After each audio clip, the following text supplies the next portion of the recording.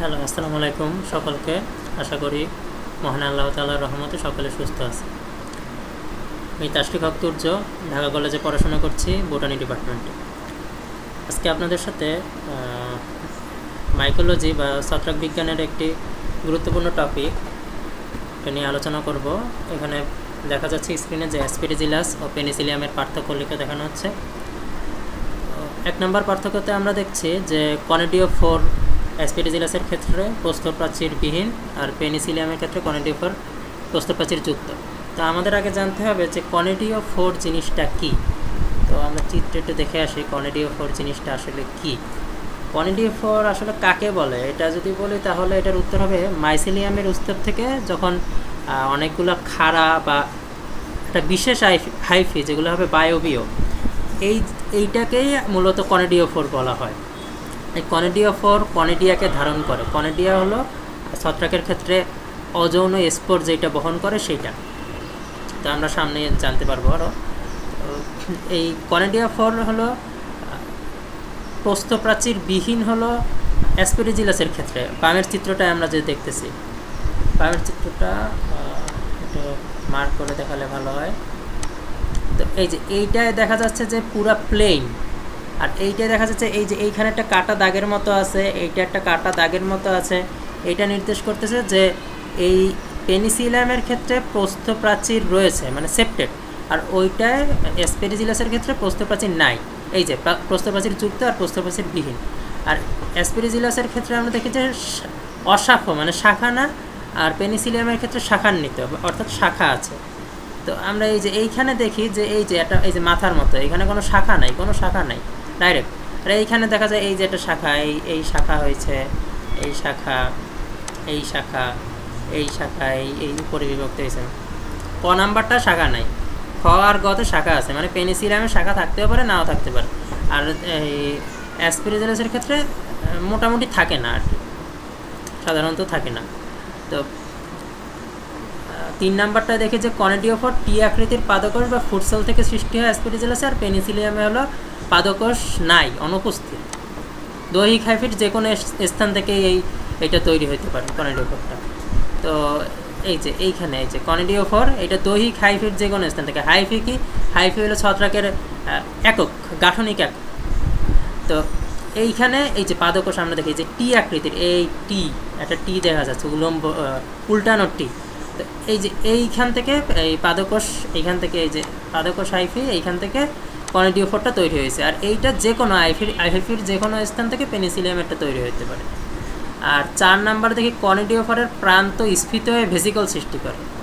আর পেনিসিলিয়ামের ক্ষেত্রে কনেডিওফোর এরকম ভেসিকল সৃষ্টি করেই না, এরা র্যামি অথবা মেটুলা সৃষ্টি করে, একগুচ্ছ শাখা। দেখি চিত্রে দেখলে এই যে একটা ভেসিকল তৈরি করছে, একটা বলের মতো উপরে মাথা, আর এইখানে হলো যে শাখা, এই যে এই তো র্যামি আর মেটুলাটা কি আমরা দেখি এই কনেডিওফোর থেকে। এই যে র্যামি, একটা র্যামি সব কয়টায় যে থাকবে এমন কোনো কথা নেই, নাও থাকতে পারে। এইটাই কিন্তু র্যামিও নাই, মেটুলাও নাই, এটাই শুধু ফায়ালিডস বা স্টেরিগমাটা আছে।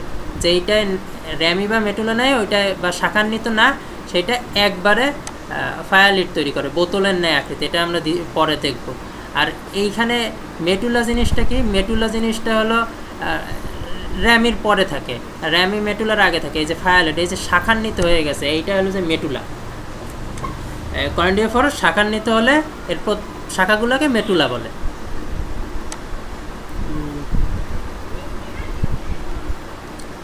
5 নাম্বারে এই যে দেখা যায় ভেসিকল থেকে চতুর্দিকে বোতলের ন্যায় ফায়ালিড বা স্টেরিগমাটা সৃষ্টি হয়, এর মাথায় চেইনাকার কনেডিয়া উৎপন্ন হয় অ্যাসপেরিজিলাসের। পেনিসিলিয়ামের ক্ষেত্রে এইটাই সাধারণত মেটুলা থেকে চতুর্দিকে বোতলের ন্যায় ফায়ালিড বা স্টেরিগমাটা তৈরি হয়, আর ওইটা অ্যাসপেরিজিলাসে হলে ভেসিকল থেকে। দেখি এই যে মেটুলা, এই মেটুলা, এই যে মেটুলা, এই মেটুলা, এই যে মেটুলা নিচে, এইখান থেকেই স্টেরিগমাটা বা ফায়ালিডসটা তৈরি হচ্ছে।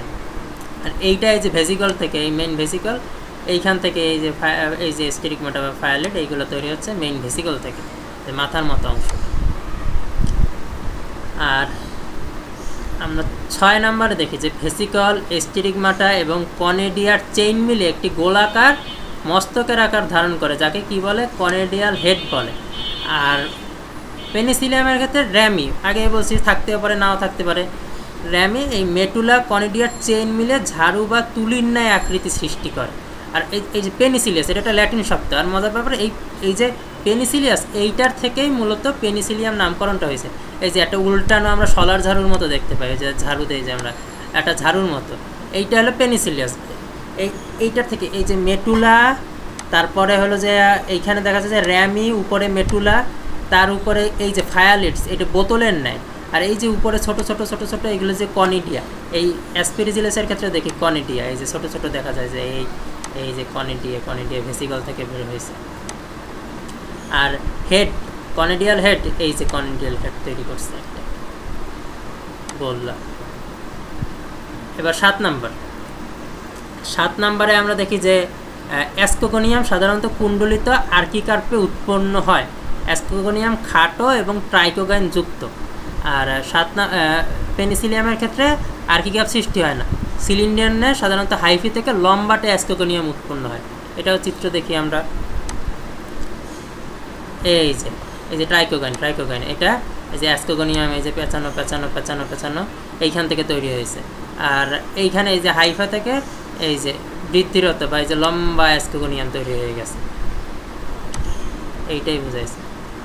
আর 8 নম্বরে দেখি যে ক্লিস্টোথেসিয়ামের প্রাচীর পেরিডিয়াম পাতলা এবং ঘন সন্নিবিষ্ট বন্ধা হাইফি দ্বারা গঠিত। এটা এখানে চিত্র দেওয়া হয় না, পরে আমরা। তো এই ক্লিস্টোথেসিয়ামের প্রাচীর পেরিডিয়াম পুরু এবং সাধারণত শিথিলভাবে বন্ধা হাইফি দ্বারা গঠিত। 8 নম্বর। আর 9 নম্বর, পরিণত কনেডিয়া গোলাকার, অমসৃণ, সূক্ষ্ম কাঁটাযুক্ত, কালো, সবুজ, বাদামি বা নীল বর্ণের। আর পেনিসিলিয়াসে পরিণত কনেডিয়া গোলাকার, ডিম্বাকার বা উপবৃত্তাকার, মসৃণ বা অমসৃণ, নীলাভ, সবুজাভ বা হালকা বর্ণের।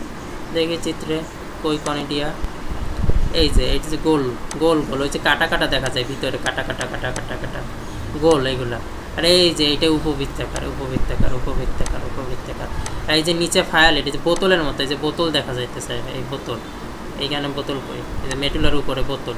আর এইটাই কিন্তু ডাইরেক্ট ফায়ালিড তৈরি হয়েছে বোতল আকৃতি, কারণ এটার শাখায় না, এটা র্যামিও নেই, মেটুলাও নাই, এইটাই আর কি সহজ। তো এইটাই, এই যে অ্যাসপেরিজিলাস, পেনিসিলিয়াম, এটার পার্থক্য হলো এই। তো এটা আসতে পারে, বিভিন্ন মার্কে আসতে পারে। তো আজকে এই পর্যন্তই, পরবর্তী দিন আবার দেখা হবে ইনশাল্লাহ। সবাইকে আল্লাহ হাফেজ, আসসালামু আলাইকুম।